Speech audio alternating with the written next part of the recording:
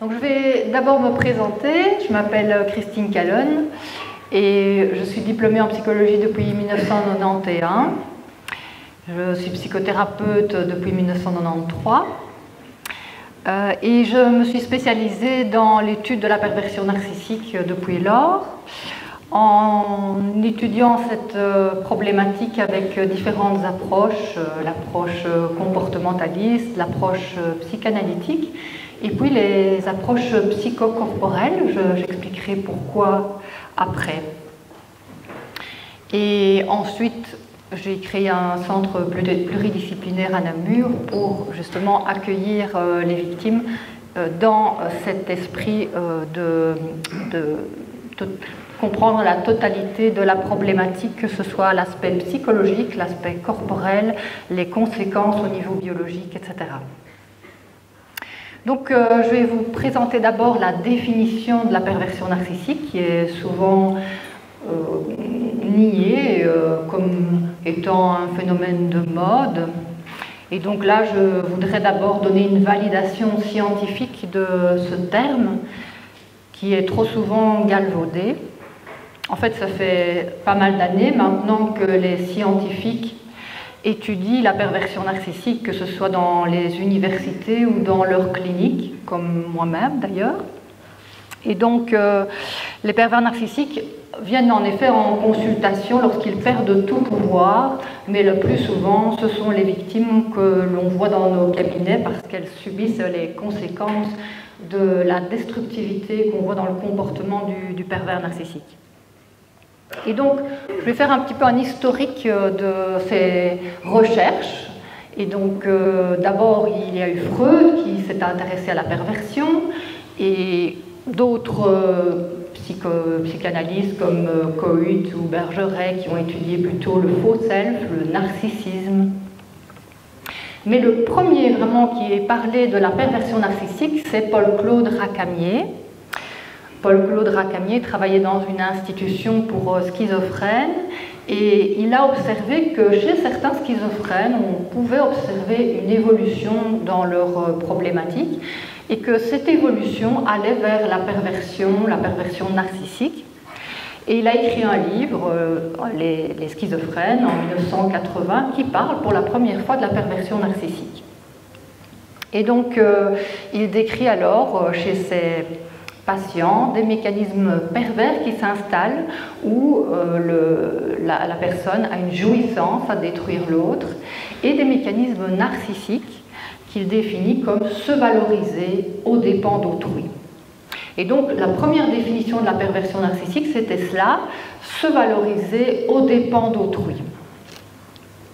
Mais il a décrit chez ces patients des angoisses qui ne sont pas des angoisses qu'on retrouve chez les personnalités plutôt état limite, c'est des angoisses psychotiques. Donc pour Racamier, il y a vraiment un arrière-fond psychotique chez les pervers narcissiques qui se différencient donc des pervers de caractère et des états limites qui, eux, sont plus dans des problématiques de perte et d'abandon, évoluant plutôt vers la dépression lorsqu'ils vont mal, alors que le pervers narcissique, lorsqu'il va mal, développe des états délirants, délire paranoïaque, délire schizophrénique, qui peut être à bas bruit ou très, très, très manifeste. Donc ça, c'est Paul-Claude Racamier. Ensuite, Alberto Heger a beaucoup développé la notion de perversion narcissique depuis 1981. Son premier livre, Le pervers narcissique et son complice, fait de nouveau une définition de la perversion narcissique comme pathologie du narcissisme. Donc il décrit le pervers narcissique comme séducteur, dans la toute-puissance, avec un grand charisme, une grande capacité à persuader, très sympathique de premier abord, et avec une tendance à se victimiser pour séduire et attirer sa proie à lui, surtout les proies plutôt empathiques et généreuses. Il le décrit comme un... Quand je dis le pervers narcissique, c'est vraiment sans connotation ni masculine ni féminine, je veux dire, c'est aussi bien sûr un homme qu'une femme. Hein. Donc il décrit cette personnalité comme un donneur de leçons, quelqu'un qui s'institue comme maître à penser, et qui induit chez ses proies des sensations, des émotions, des pensées, des comportements pour finalement obtenir ce qu'il veut et qui amène par cette séduction à la soumission. La victime finalement se soumet à lui et s'installe dans une relation d'emprise. Il décrit à ce moment-là la victime comme complice du pervers narcissique dans une sorte d'idéalisation réciproque lors de la phase de séduction qui est suivie de la phase de destruction. Puis en 2017, il a écrit Les pervers narcissiques aux éditions Que sais-je, Presse universitaire de France. Et là, il remet en question son premier modèle de perversion narcissique comme pathologie du narcissisme. Et il dit « La perversion narcissique est plus qu'une dérive perverse du narcissisme. Puisque, et là il rejoint Racamier, puisque cette personnalité a un fond psychotique. » Et donc là, il dit qu'il faudrait une nouvelle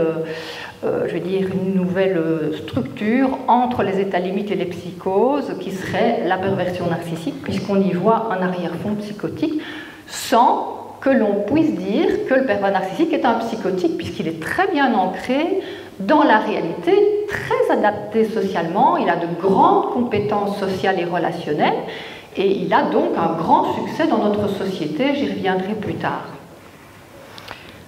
Puis, on a eu le livre de Urny et Stoll, qui sont des psychiatres qui ont étudié les couples pervers narcissiques. Dans leurs consultations, ils étaient aussi sexologues et ont reçu en consultation pas mal de couples pervers narcissiques dont le symptôme était la sexualité. Et là, ils ont pu étudier la problématique de la sexualité dans les couples pervers narcissiques. Cette sexualité qui est tout à fait mécanique, où l'autre est un objet à jouir et n'est pas considéré comme une personne, et où la destruction est manifeste dans la relation, mais sous forme de guerre continuelle. Et donc, ils ont pu observer qu'il y a toujours, parmi les pervers narcissiques, un arrière-fond d'abus narcissiques ou sexuels dans leur enfance. Ils ont défini donc la perversion narcissique également comme Heger, avec un arrière-fond psychotique. Le livre La haine de l'amour décrit vraiment très très bien en profondeur ces mécanismes narcissiques et pervers et l'origine dans l'enfance de cette problématique. Ça a été publié en 1996. Ensuite, on a Marie-France Irigoyen, qui, elle, a écrit Le harcèlement moral, qui a été un best-seller en 1998. Elle décrit la perversion narcissique comme une problématique de société, qui n'est pas du tout un phénomène de mode, et elle l'inscrit dans une société qui est basée sur la loi du marché, la loi de la compétition à outrance ou la loi du plus fort, dénuée d'éthique, où la rentabilité à court terme prend le dessus et donc a une dimension prédatrice. Et c'est cette dimension prédatrice qu'on retrouve très très fort chez les pervers narcissiques qui sont tout à fait déshumanisés et déshumanisants. Elle en parle à cette époque comme une pathologie du narcissisme avec un fond paranoïaque. Et elle décrit le profil des victimes comme des personnes trop généreuses, trop altruistes ou trop perfectionnistes, avec des antécédents traumatiques qui expliquent leur difficulté à repérer la violence et donc à entrer dans des jeux de domination-soumission parce qu'elles ne repèrent pas la violence avec leurs antécédents traumatiques. Ensuite, en 2015, on a le DSM-5 qui décrit le profil de la personnalité narcissique, trouble de personnalité narcissique, avec ces 8 critères. Donc le premier, c'est le sens grandiose de sa propre importance. Le deuxième, c'est l'absorption par des fantaisies de succès illimité, de pouvoir, de splendeur, de beauté et d'amour idéal.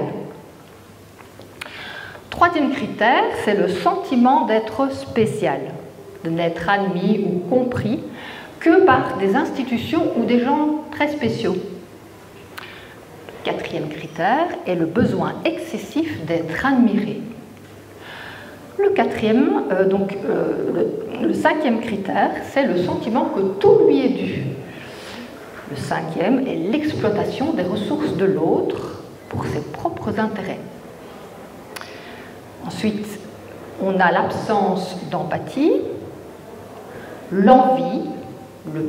Le narcissique envie l'autre et croit que les autres l'envient. Et le dernier, c'est l'arrogance, le mépris.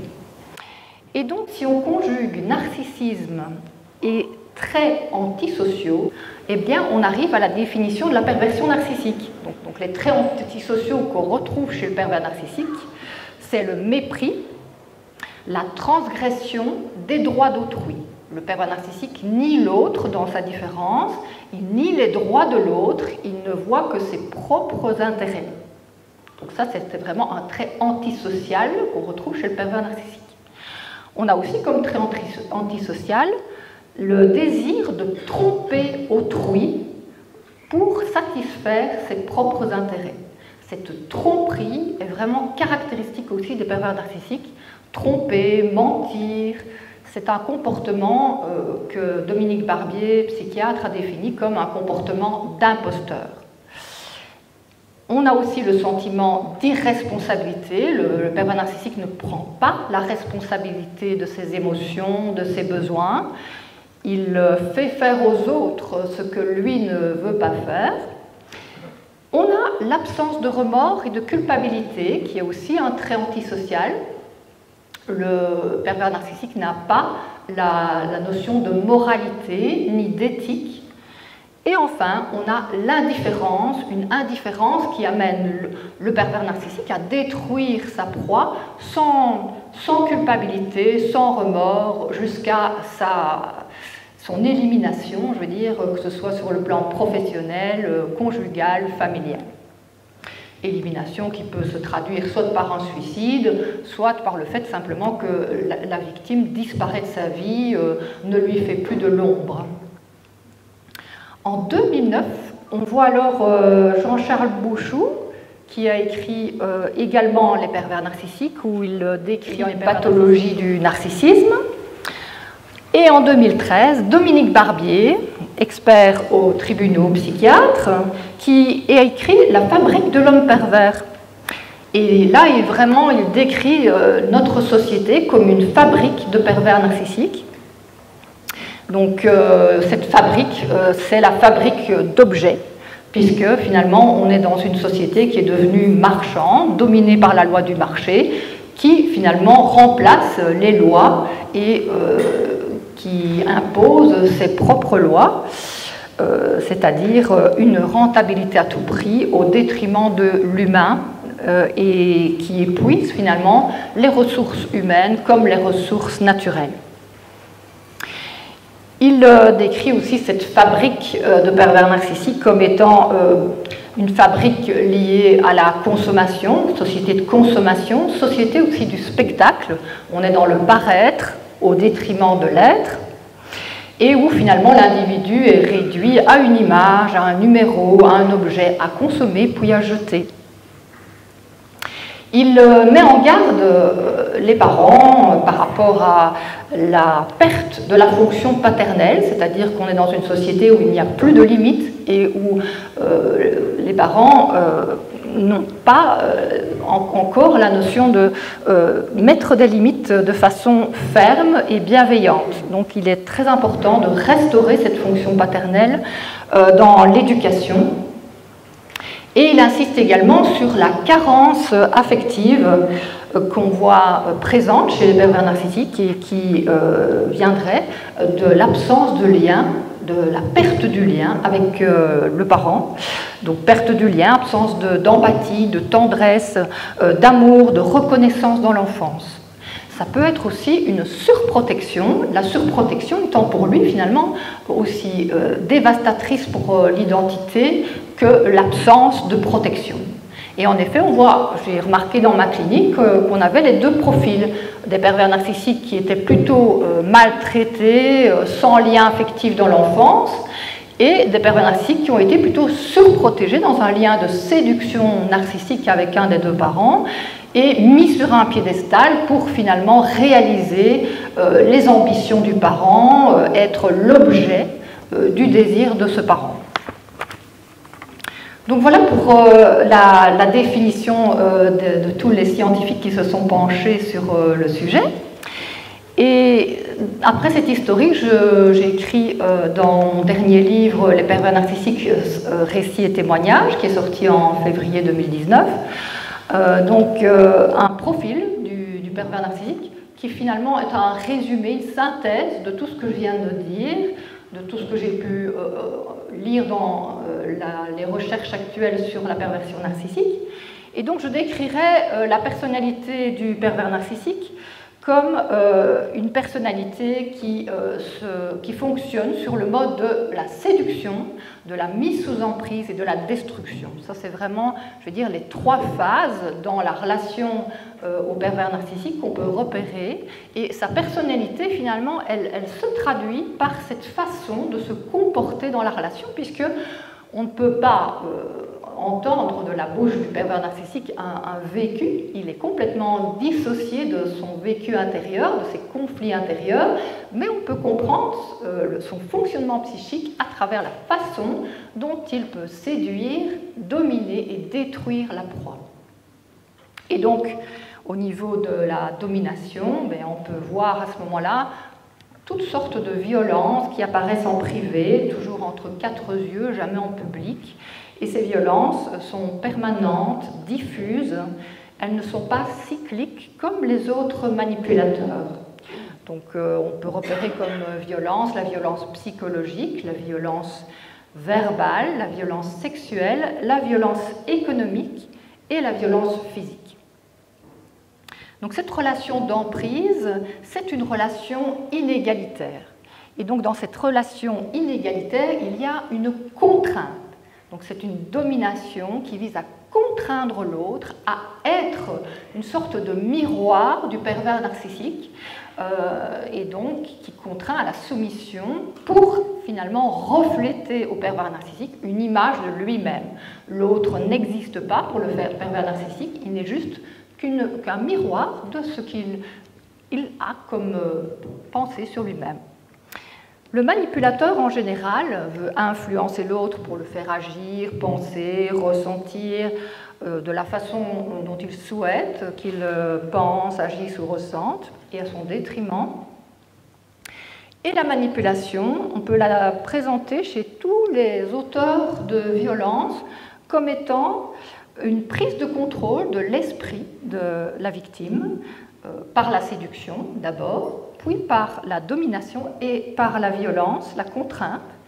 Et toutes les techniques de manipulation sont les mêmes chez l'ensemble des manipulateurs et des auteurs de violence. Donc c'est l'usage de messages paradoxaux, dire une chose puis faire le contraire, ou bien dire une chose et dire le contraire, ou bien dire une chose et ressentir, faire ressentir le contraire. Et tout cela met la victime dans une sorte d'état de confusion où elle n'arrive plus à penser. Et puisqu'elle est confuse, puisqu'elle n'arrive plus à penser, eh bien on voit alors le pervers narcissique envahir l'esprit de sa proie et la rendre manipulable, sans esprit critique, de manière finalement à ce que ce moi du pervers narcissique prenne la place du moi de la victime. C'est lui qui prend la place du moi de la victime pour le diriger la victime de l'intérieur. Et donc on voit que les victimes, finalement, même sans le pervers narcissique, sont dans une sorte de soumission et s'éteignent finalement même en l'absence de l'agresseur. Donc le manipulateur pervers narcissique n'a pas, comme les autres manipulateurs par contre, une violence cyclique. La violence cyclique dans le comportement des autres manipulateurs, elle se déroule en 4 phases. Dans la première phase, on voit la phase de crise, qui est une phase d'agression directe, qui est suivie d'une phase de justification, d'excuse, de minimisation de l'acte ou de la parole violente, une victimisation pour faire passer la pilule, comme on dit. Et puis, on arrive au troisième moment, c'est la phase lune de miel, où le manipulateur se réconcilie et retrouve une sorte de fusion avec la victime. Et enfin, la dernière étape, c'est de nouveau la phase de tension. Il y a une sorte de tension permanente qui s'installe. La victime sent cette tension, elle a peur, et c'est ce qui précède le moment de la crise. On ne voit pas ça chez les pervers narcissiques. Chez le pervers narcissique, cette violence est plutôt une sorte de harcèlement moral au quotidien. C'est une destruction à petit feu de la victime. Et cette destruction à petit feu, elle est insidieuse. Petit feu veut dire insidieuse, sournoise. Ce sont des dénigrements quotidiens, de la culpabilisation, des silences qui peuvent durer des semaines, toutes sortes de mises sous pression qui amènent la victime à finalement renoncer à elle-même, à se sacrifier pour le pervers narcissique, puisque ce qu'il veut, c'est cela, que la victime abandonne son moi, renonce à elle-même pour servir le pervers narcissique, l'idéaliser et être contrôlée par lui.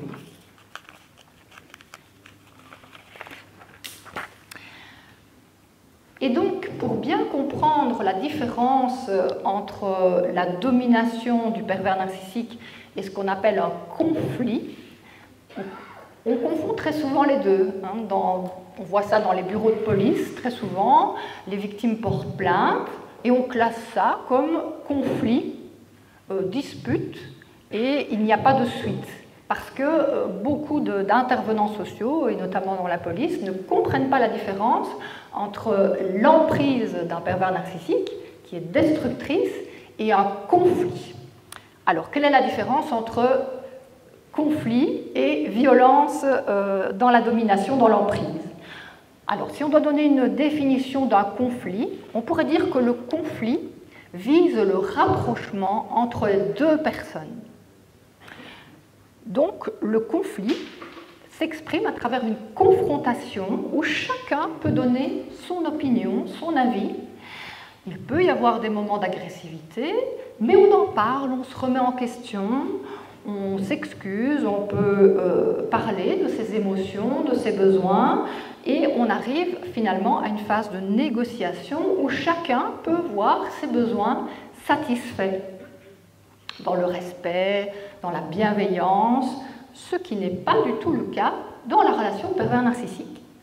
Non, pas du tout. Donc dans l'emprise, au contraire, on voit qu'il n'y a pas de respect, l'autre n'existe pas pour le pervers narcissique, donc on ne peut pas dire qu'il y a deux personnes, il n'y a pas véritablement un conflit puisqu'on est dans une fusion où l'un s'oublie au profit de l'autre, et donc, en fait, la victime ne peut pas, n'a pas le droit d'exprimer son avis, son point de vue, ses émotions, ses besoins.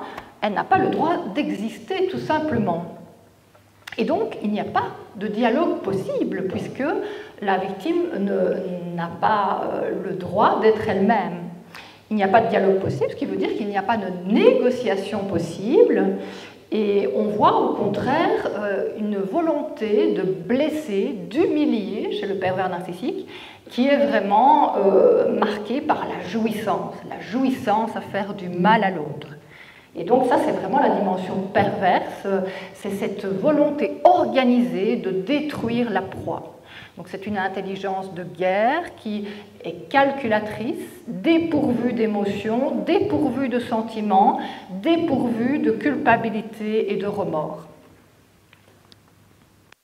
Même on peut dire que pour le pervers narcissique, éprouver des émotions, éprouver des sensations, exprimer ses besoins, c'est une faiblesse.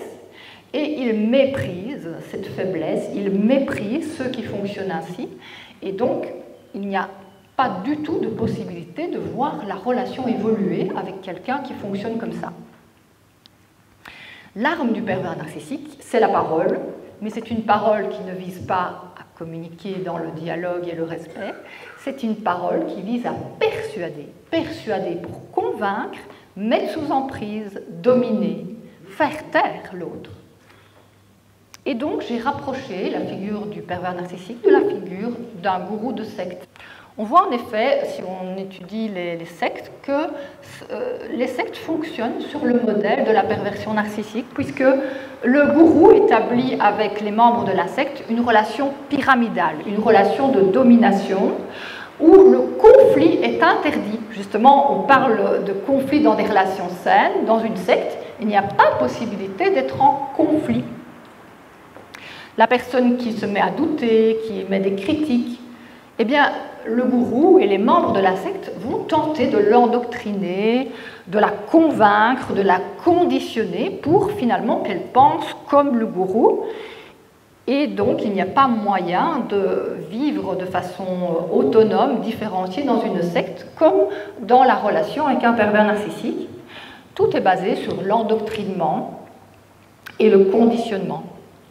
Et donc, dans une secte, il y a en effet une mise sous emprise des membres de la secte, une aliénation qui est une perte de la parole propre, du désir propre. Donc, on voit que les victimes d'une secte sont déshumanisées, comme les victimes des pervers narcissiques. Et finalement, cette aliénation, elle va très loin jusqu'à ce qu'elles atteignent une sorte d'état que Milgram, qui a étudié l'autorité, la soumission à l'autorité, a décrit comme la perte de la responsabilité personnelle. La victime qui est vraiment déshumanisée, qui est aliénée d'elle-même, n'a plus de responsabilité de sa propre personne. Elle va dire c'est lui qui l'a dit, c'est le chef qui l'a dit. On a vu ça dans le nazisme, voilà, c'était tout le peuple allemand finalement qui a suivi Hitler. Donc cette perte de la parole propre, de la responsabilité propre, elle s'accompagne aussi d'un sentiment d'être l'instrument de l'autre. Donc la personne victime est déshumanisée, elle devient l'objet, l'instrument du gourou ou l'instrument du pervers narcissique, c'est pareil. Et le moi du gourou remplace le moi de la victime. C'est possible par la persuasion coercitive. Donc les scientifiques qui ont étudié les sectes, et Marie-France Irigoyen en parle dans harcèlement moral, on décrit ce qu'est la persuasion coercitive dans les sectes. C'est vraiment une persuasion qui se fait par la menace, par le chantage, par toutes sortes de rituels qui visent à détruire le moi de la victime et à affaiblir son corps, par exemple priver de nourriture, réduire le temps de sommeil et d'autres choses encore. C'est aussi une sexualité sans intimité qu'on retrouve dans les familles où il y a des pervers narcissiques. On n'a pas droit à l'intimité et donc l'incestuel est toujours présent, voire l'inceste parfois. Il y a une émulation, une compétition entre les membres de la secte, comme dans les familles de pervers narcissiques, on voit cette émulation, cette compétition pour avoir les faveurs du parent pervers narcissique. Et donc, c'est comme dans la secte, et le gourou achète la soumission des membres de la secte en offrant des privilèges. Et donc, on voit ça aussi dans les familles de pervers narcissiques. Eh bien, le parent achète le silence, achète la soumission des enfants ou du conjoint. Donc voilà la comparaison que j'ai faite entre le pervers narcissique et le gourou. Et donc, pour résumer le profil du pervers narcissique, je dirais que le premier point, c'est la séduction narcissique, qui s'accompagne d'envahissement de l'esprit de la victime et de vampirisation de ses ressources. Donc ça, c'est la première phase, séduction, envahissement, appropriation des ressources de la victime. Le deuxième point, c'est l'absence d'empathie et la froideur émotionnelle. Le pervers narcissique est dissocié de son corps, j'en parlerai après à cause des traumatismes de son enfance. Cette dissociation fait qu'il ne ressent plus ses conflits intérieurs, ses émotions, ses besoins. Il est une machine à dominer, à détruire, à conquérir. Et donc, c'est ça qui le rend très très puissant dans sa relation à l'autre. Cette toute puissance est très impressionnante puisqu'il n'a aucune culpabilité, aucune empathie, le bonheur. Il ne ressent rien. Donc, du coup, il compense là par cette volonté de pouvoir, d'avoir toujours plus de ressources matérielles, financières, de réussite sociale, de pouvoir social. C'est une façon de compenser. Et donc, il veut tout de suite. Il veut tout de suite et il est dans l'incapacité de supporter le manque, la frustration. Et donc, face à la frustration, il entre dans des rages, des crises de rage qu'on peut voir en privé dans la relation pervers narcissique, mais pas en public, bien sûr. En public, il y a un autre point dont je parle après, il vise toujours à donner une image parfaite et très contrôlée de lui-même pour toujours garder la possibilité d'avoir accès à plus de pouvoir. Quatrième point, le dénigrement de l'autre. Le dénigrement, ça c'est ce que Rakami avait très bien repéré et qu'il avait donné comme définition de la perversion narcissique, c'est se valoriser aux dépens d'autrui. Et donc ça se traduit comment? Par le dénigrement de la personne de l'autre. Tu es nul, t'es un con, t'es une conne, etc. Donc c'est vraiment une dévalorisation de la personne, mais souvent aussi du corps de la personne. Donc c'est une atteinte à la dignité, à l'intégrité psychique et physique de la victime.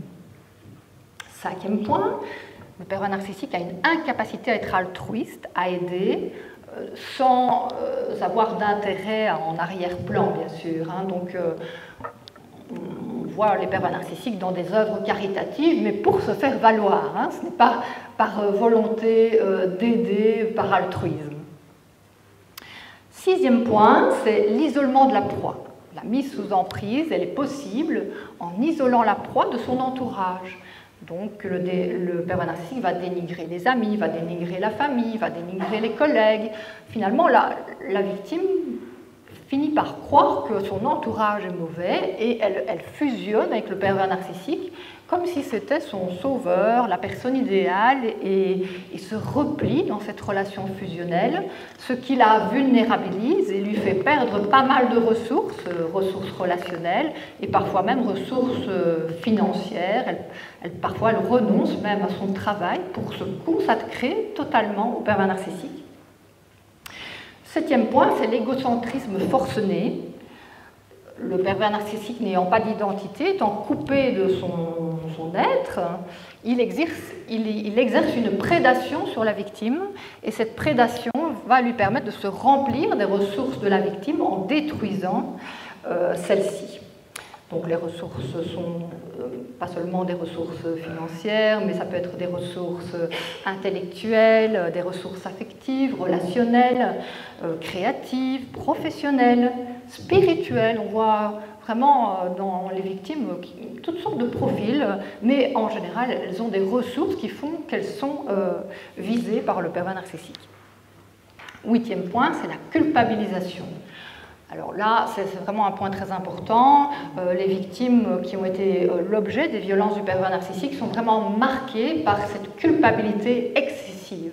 Bien sûr, il y a une culpabilité saine à l'idée de vouloir la mort de l'autre, mais chez les victimes, ça devient une culpabilité pour tout et pour rien. Elles culpabilisent de prendre la parole, elles culpabilisent de penser à elles culpabilisent pour tout. Et ça, c'est l'effet de cette culpabilisation récurrente du pervers narcissique au quotidien. Donc le neuvième point, c'est l'incapacité à s'excuser, sauf de nouveau par stratégie. Le pervers narcissique ne s'excuse pas, contrairement aux autres manipulateurs, puisqu'il est dénué de culpabilité et de remords. Le déni est le dixième point. Alors le déni, ça fait partie de l'état dissociatif. Nier une partie de soi, nier ses conflits intérieurs, nier ses émotions, nier ses sensations.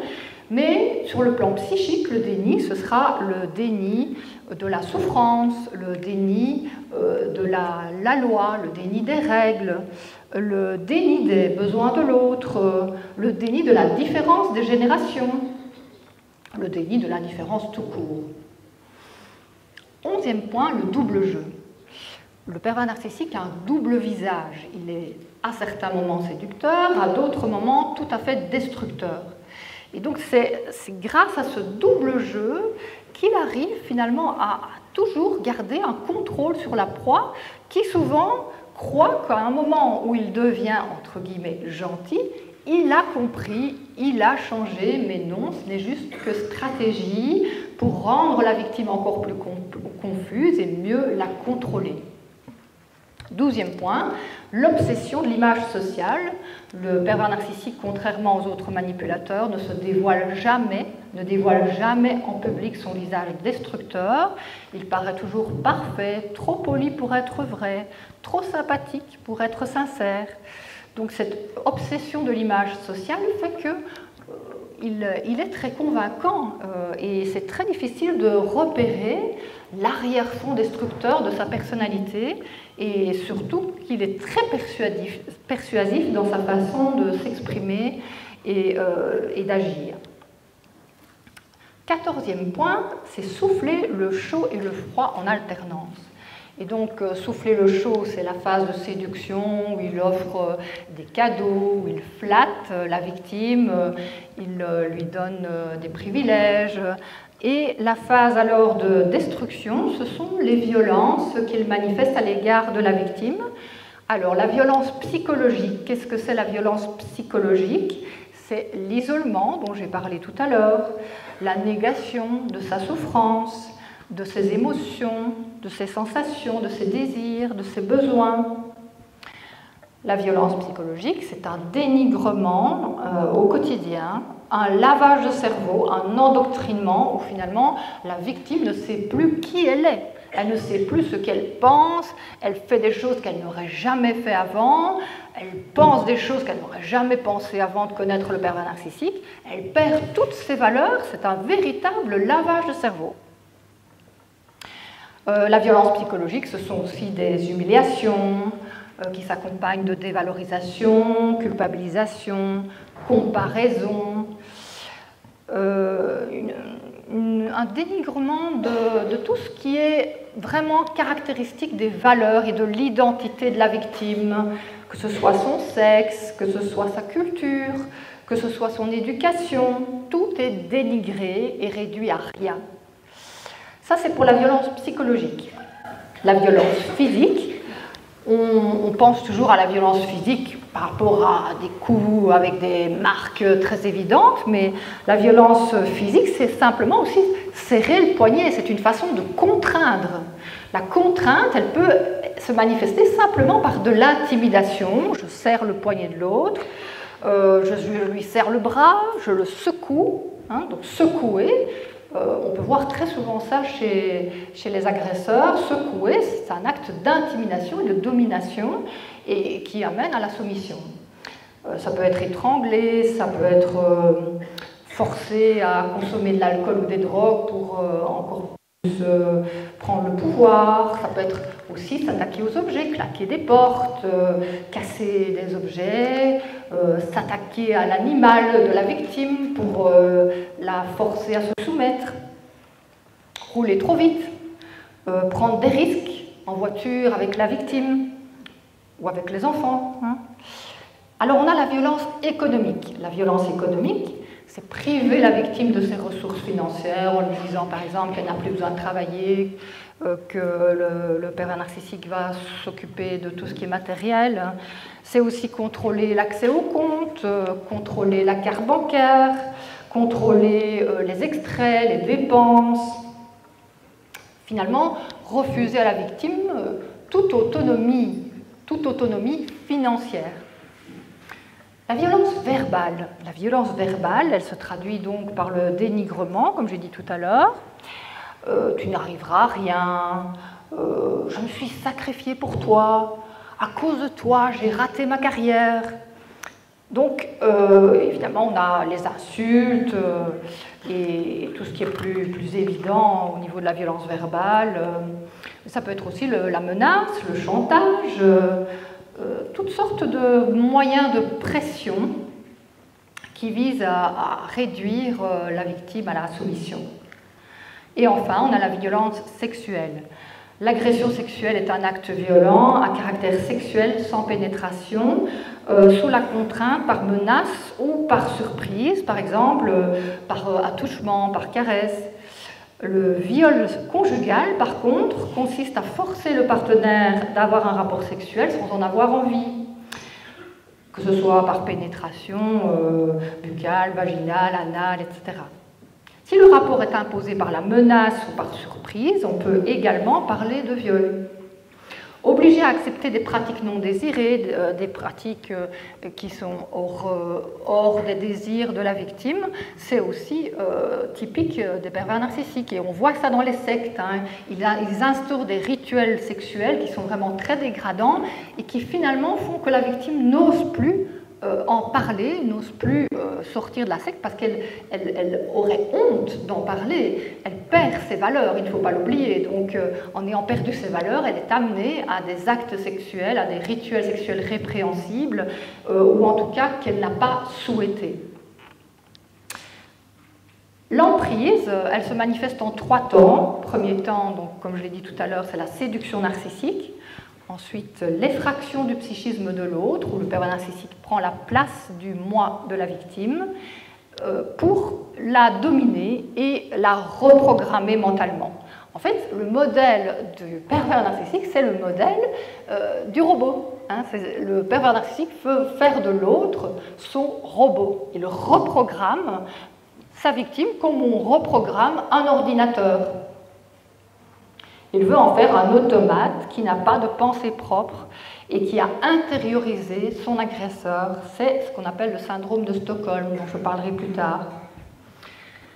Le 16e point, c'est la maîtrise de l'art de savoir jusqu'où il peut aller dans la destruction pour garder le pouvoir. Quand il sent que la victime prend un peu de distance, qu'elle commence à se poser des questions, tout d'un coup, il devient très charmant, très, entre guillemets, gentil, très sympathique, il rend service. Et du coup, la victime perd sa vigilance, abandonne de nouveau ses questions et c'est dans la poche. Point suivant, la psychorigidité.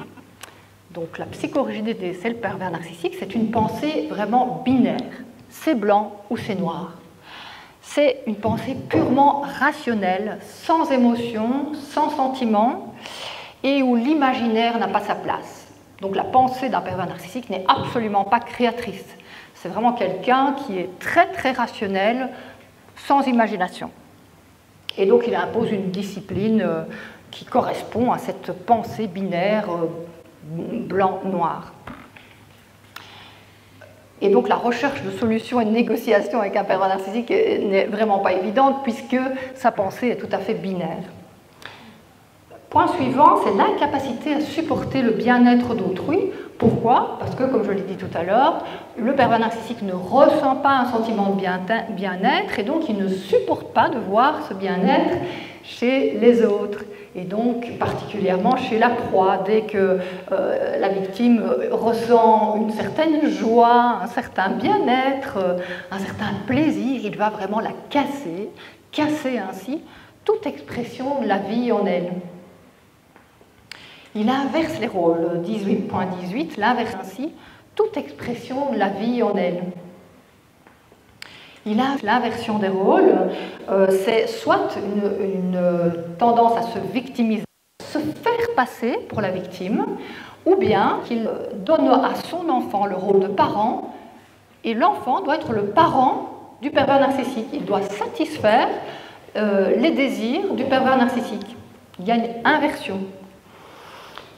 19e point, le discours paradoxal, ça en est parlé tout à l'heure, donc c'est des messages contradictoires qui visent à rendre la victime confuse, l'empêcher de penser et finalement d'avoir un esprit critique qui lui permette de se distancier, de se libérer de l'emprise. 20e point, c'est le soulagement morbide quand l'autre est au plus bas. Le désir du pervers narcissique, c'est vraiment d'anéantir sa proie et il en a une jouissance. C'est vraiment l'aspect très pervers de sa personnalité qui est difficilement représentable pour les gens qui ne le sont pas. Hein.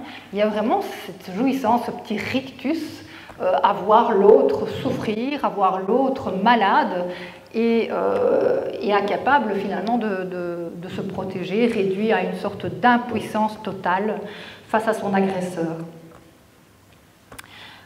Donc, en arrière-fond de tout cela, ce sont des mécanismes de défense contre une angoisse psychotique. Donc, l'angoisse psychotique qui est de nature soit paranoïaque, soit schizophrénique. Qu'est-ce qu'on appelle l'angoisse paranoïaque? C'est imaginer, le pervers narcissique s'imagine inconsciemment que l'autre veut le détruire. Et donc, il anticipe cette angoisse en détruisant. Donc l'angoisse paranoïaque, c'est cela. Et donc, sauf qu'elle n'est pas consciente, comme chez le paranoïaque. Le paranoïaque va vous le dire. Il va vous soupçonner, il va se méfier, il va vous fouiller pour voir si vous ne voulez pas lui faire du mal. Et c'est conscient. Alors que le pervers narcissique, pas du tout. Il n'est pas du tout conscient de cette angoisse-là, mais elle se traduit à travers sa façon de détruire l'autre, et qui est un mécanisme de défense pour se protéger de l'angoisse d'être détruit. L'angoisse schizophrénique, par contre, c'est vraiment l'angoisse d'être morcelé, de perdre totalement son moi, puisque, au fond, le pervers narcissique n'a pas d'identité véritable. Ce sont des mécanismes de défense qui le maintiennent en vie. C'est une question de survie pour lui, de détruire l'autre, pour ne pas ressentir ces traumatismes personnels. Et donc ça nous amène au point suivant: comment devient-on pervers narcissique? Eh bien, c'est vraiment lié à une expérience traumatique de l'enfance, mais dont le pervers narcissique a réussi à se dissocier complètement. Bien sûr, il peut raconter son enfance, qu'il a vécu certains traumatismes, qu'il a été maltraité, utilisé, etc., mais il n'en sent rien. Il raconte ça comme s'il racontait un fait divers, mais il n'entre pas dans sa souffrance, il ne rentre pas dans ses traumatismes. Et ce qui lui permet de faire ça, c'est de faire souffrir les autres. Donc, au lieu de souffrir, il a fait le choix conscient à l'adolescence de faire souffrir les autres. Et donc, c'est sa façon d'avoir survécu. Et donc, il veut à tout prix maintenir cette dissociation vis-à-vis de ses traumatismes.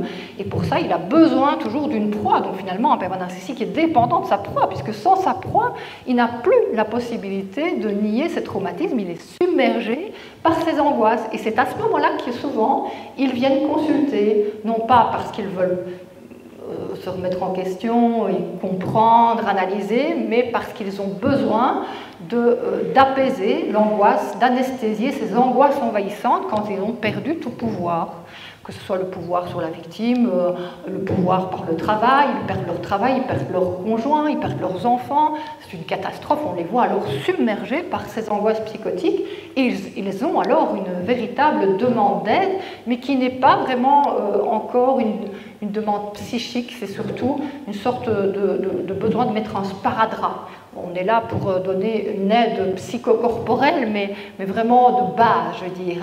Ils vont faire une demande pour faire de l'hypnose pour arrêter de prendre des drogues, quelles qu'elles soient, l'alcool, etc. Et ça s'arrête là, sauf si on arrive à établir une relation de sécurité et à les pousser à aller plus loin. Et donc, dans leur enfance, comme je l'ai dit tout à l'heure, il y a deux possibilités. Soit ils ont été vraiment l'objet de maltraitance, comme eux vont maltraiter la victime, et donc à ce moment-là, il y a eu vraiment des violences psychologiques, verbales, sexuelles, etc. Ou bien ils ont été aussi maltraités, mais de façon beaucoup plus insidieuse, en étant l'objet, faire valoir d'un parent, et dans une sorte de fusion, de séduction réciproque, et qui les amène finalement à fusionner contre le monde extérieur. Donc contre le monde extérieur ou contre le parent victime. Et là, on voit apparaître le phénomène de l'aliénation parentale. Et cette aliénation parentale, j'en parlerai tout à l'heure à propos des enfants de pervers narcissiques.